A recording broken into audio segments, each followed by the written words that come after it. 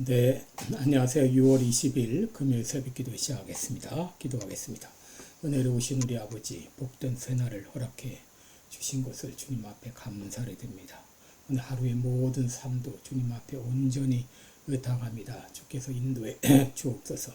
세계 만방에서 복음을 전하는 모든 선교사님들 오늘도 영육간에 강건하게 붙잡아 주옵시고 피곤치 않도록 인도해 주시고 귀한 사역 잘 감당케 하시며 또 연약한 성도들 오늘도 찾아가 주시고 주의 능력의 손으로 어루만져 주시사 깨끗이 나음을 얻게 하여 주옵소서. 시카고 빌라델비아 교회 하나님의 놀라운 은혜와 역사가 일어날 수 있도록 주님이여 인도해 주옵소서. 아버지, 대한민국 위해 기도합니다. 아버지, 긍휼을 베풀어 주옵소서. 아버지, 악한 정권이 들어섰는데 나라가 망가지지 않도록 하나님 간섭하여 주옵소서.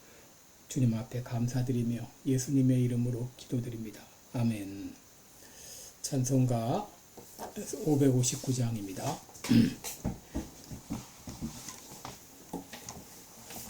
559장, 예전 찬송가는 305장입니다.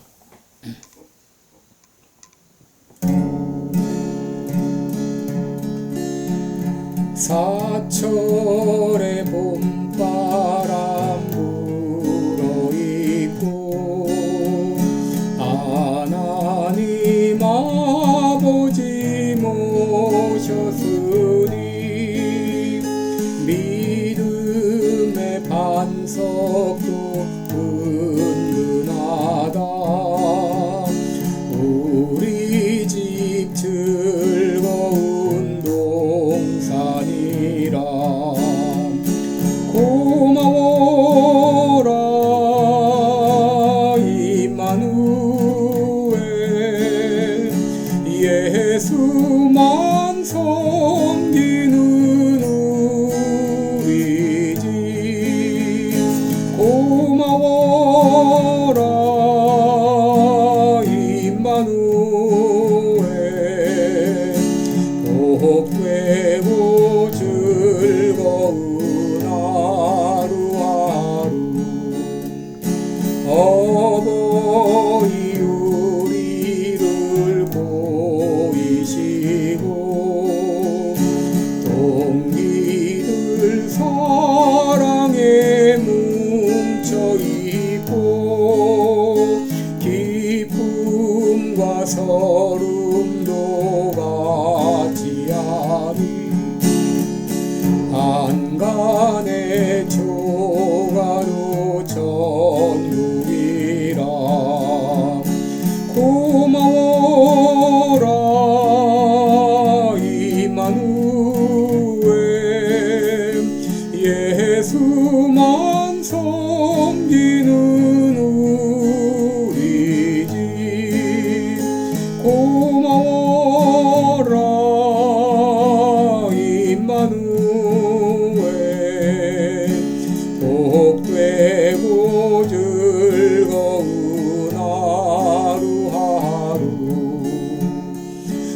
아침과 저녁에 수고하여 다같이 일하는 온 식구가 한 상에 둘러서 먹고 마셔 여기가 우리의 낙원이라 고마워라 임마누엘 예수만 섬기는 우리 집 고마워라 임마누엘 복되고 즐거운 하루하루.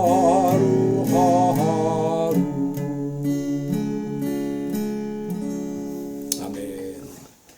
네, 우리 오늘은 출애굽기 12장 21절부터 보겠습니다.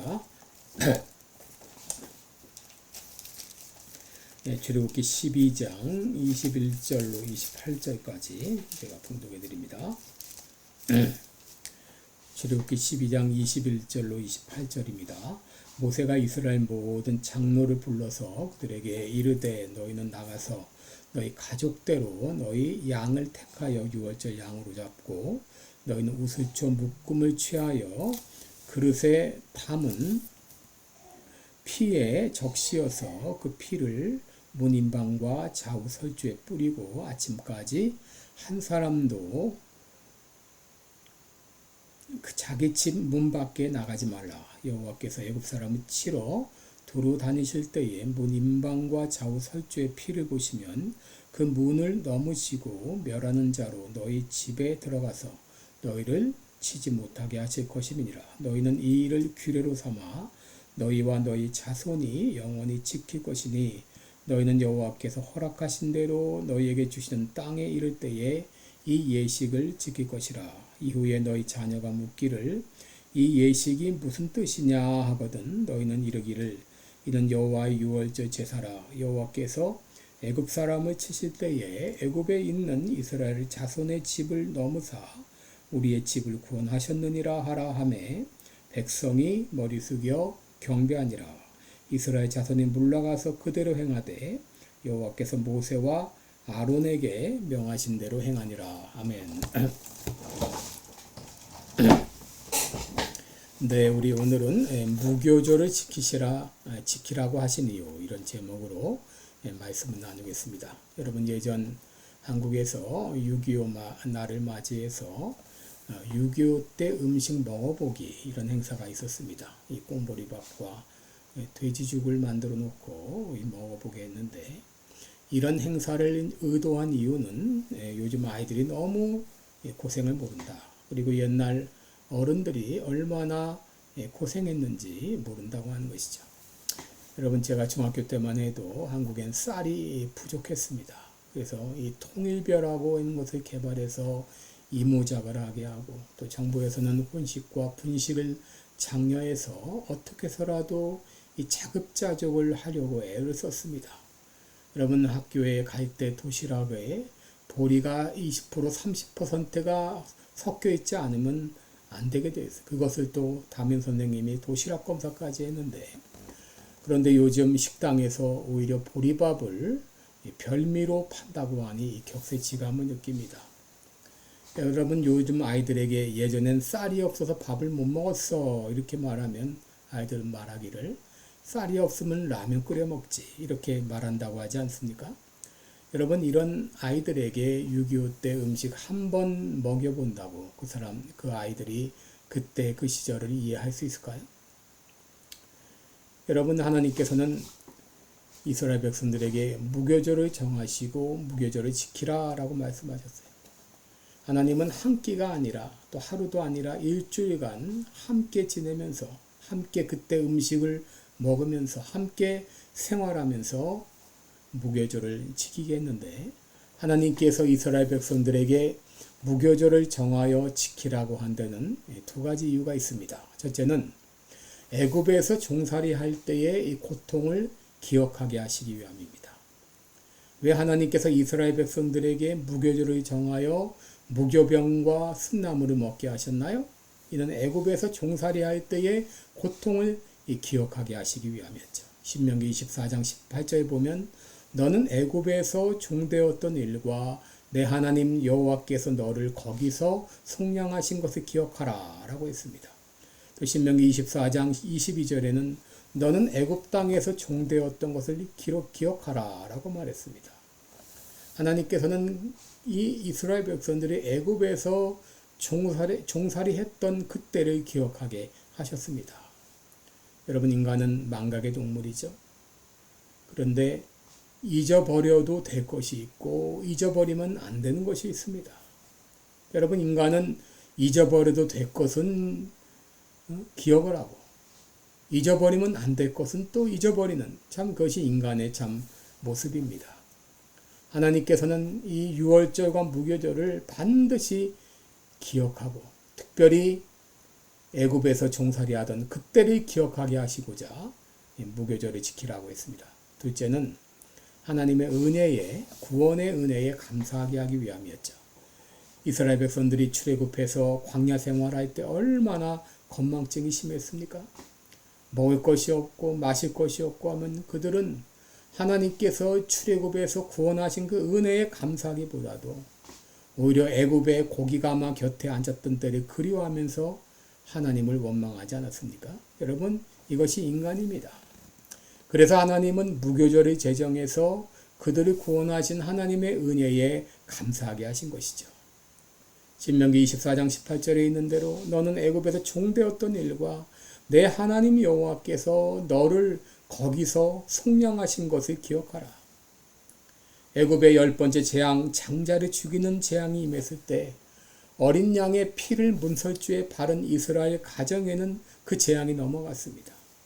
이스라엘 백성들이 구원을 받은 것이죠.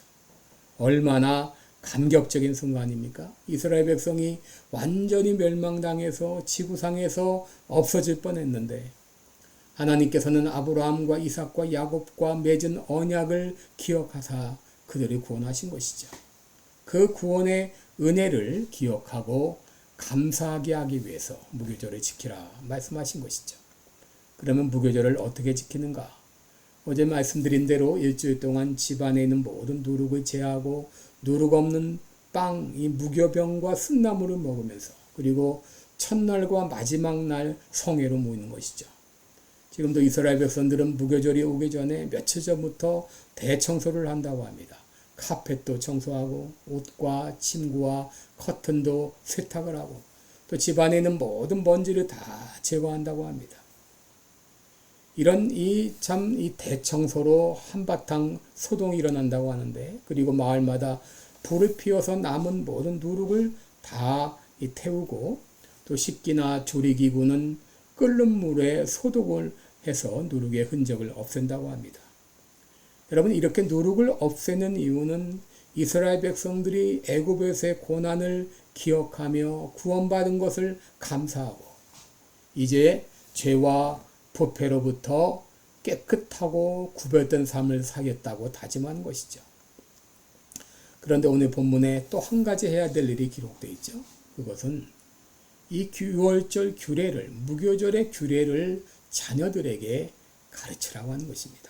26절 보시면 너희 자녀가 묻기를 이 예식이 무슨 뜻이냐라고 물을 때에 27절에 보면 이는 여호와의 6월절 제사라. 여호와께서 애굽 사람을 치실 때에 애굽에 있는 이스라엘 자손의 집을 넘으사 우리의 집을 구원하였느니라 라고 대답하며 온 가족이 함께 하나님의 은혜에 감사하는 시간을 갖는 것입니다.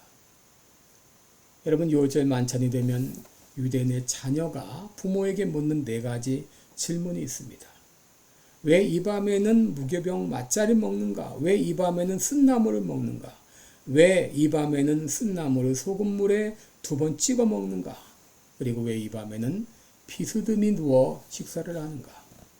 이렇게 어린아이가 물을 때에 만찬의 인도자는 이 질문에 대답을 하면서 자녀들에게 유월절에 대해, 무교절에 대해 교육하면서 애굽에서 종되었던 과거를 기억하고 그리고 구원하신 하나님의 은혜에 감사하는 시간을 갖는 것입니다.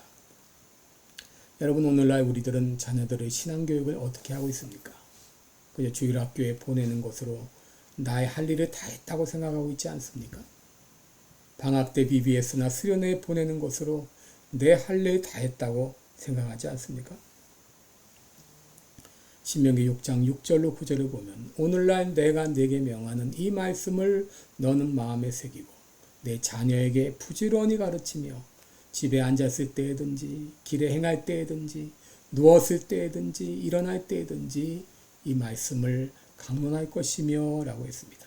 너는 또 그것을 내 손목에 매어 기호를 삼으며 내 미간에 붙여 표를 삼고 또 내 집 문설주와 바깥문에 기록할지니라 라고 했습니다. 여러분, 얼마나 우리가 이 자녀들에게 부지런히 신앙교육을 해야 되는지를 우리에게 말씀해 주고 있죠. 여러분, 오늘날 민주 사회, 한국에서도 마찬가지입니다. 부모의 신앙이 자녀들에게 제대로 전수가 되지 못하고 있습니다. 교회를 떠나는 자녀들이 점점 늘어나고 있습니다. 교회마다 젊은이들이 교회 예배에 참여하지 않고 있습니다. 여러분, 우리만 믿는 것으로 끝나는 것이 아니라 우리 믿음을 자녀들에게도 전수해야 되겠습니다. 매 가정 예배와 함께 부지런히 믿음을 전수하고, 혹시 자녀들이 다 장성했다면 그들을 위해서 기도하며 신앙적인 대화를 통해서 믿음의 길로 인도할 수 있기를 주님의 이름으로 축원합니다. 기도하겠습니다. 은혜로우신 우리 아버지, 무교절 규례를 통해서 이스라엘 백성들에게, 자녀들에게 이 믿음을 전수하게 하시기를 원하셨던 우리 주님, 우리들은 자녀들에게 이 귀한 믿음을 잘 전수하고 있습니까? 자신들을 돌아보며 자녀들을 위해서 더 기도하며 그들의 믿음을 기억하며 그들을 믿음의 길로 인도할 수 있는 우리 모든 성도들 되게 하여 주옵소서. 감사드리며 예수님의 이름으로 기도드리옵나이다. 아멘. 네, 여러분, 오늘 특별히 자녀들을 위해서, 자녀들의 믿음을 위해서 간절히 기도하시기 바랍니다. 오늘도 복된 날 되시기 바랍니다. 사랑하고 축복합니다.